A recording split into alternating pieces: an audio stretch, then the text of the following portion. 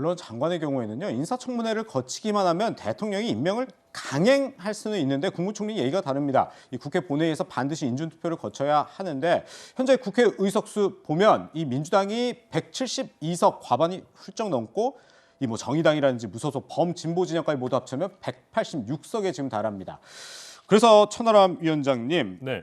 일단 뭐 151명 과반이 찬성을 해줘야 국무총리 될 수 있는 건데 과거에 뭐 국무총리 설이 이런 경험도 있었잖아요. 지금 네. 민주당 도움 없으면 아무것도 못하는 거 아닙니까? 네, 그렇습니다. 민주당이 끝까지 발목 잡기를 한다면은 사실은 국무총리 임명이 어려운 게 사실입니다.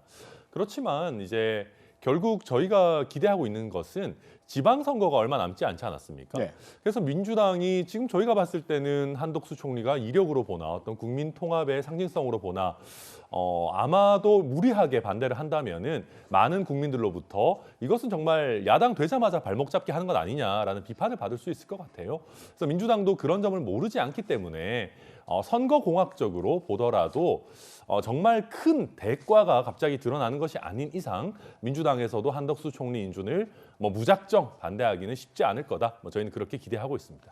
아까 김기현 원내대표도 얘기했고 저 천하람 위원장님도 똑같은 얘기를 하셨어요. 네. 처음부터 발목 잡기 할 수 있겠냐 이렇게 얘기하는데요. 네, 당연히 그렇습니다. 민주당도 지금 내놓고 있는 어떤 입장을 보면 이 초대 총리로서의 그런 엄중함 때문에 당연히 선거 검증을 할 수밖에 없다라는 좀 대원칙을 이야기하고 있는데 오히려 국민의힘 측에서 김기현 원내대표의 말씀을 들어보면 거대 의석으로 힘 자랑하려는 거 아니냐, 우리 당 이름값 해야 된다는 말이 들리는데 정치 공세에 불과한 거 아니냐라고 하는데 일단 청문회가 시작된 이후에 이 부분과 관련해서 정말 발목 잡기에 불과한 정치 공세로 일관한다면 국민들이 얼마 남지 않은 6월 지방선거에서 심판하실 수밖에 없을 거고 그 부분을 신경 쓸 겁니다. 다만 선거 검증을 해야 된다는 거, 초대 총리로서 뭔가 대전환 시대에 맞는 적임자임을 이 국회 청문회 과정에서 밝혀야 된다는 점은 이론의 여지가 없어 보입니다. 그렇군요.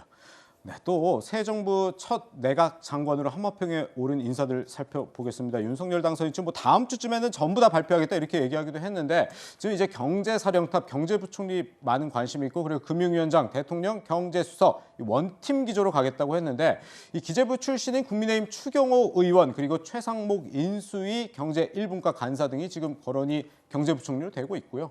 또 외교안보 라인의 한 축인 외교부 장관에는 국민의힘 박진, 조태영 의원이 거론되고 있고 국가안보실장에는 김성한 전 외교부 차관 등이 유력하게 거론이 되고 있습니다.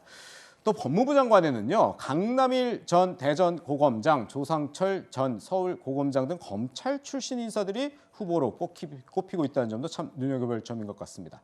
마지막으로 나경원 전 의원과 이미자 의원의 입각 가능성도 지금 점쳐지고 있습니다.